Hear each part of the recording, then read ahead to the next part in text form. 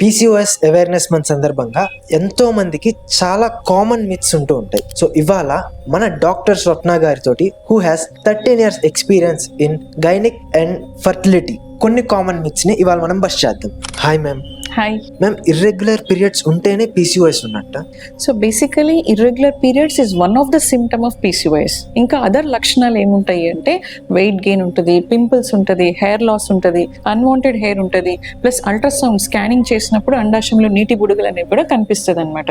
So ఇవన్నీ కూడా symptoms ఉండొచ్చు. Only irregular periods is not the symptom of PCOS. Ma'am, అయితే వెయిట్ లాస్ అయిపోతే పీసీఓఎస్ క్యూర్ అయిపోతుందా?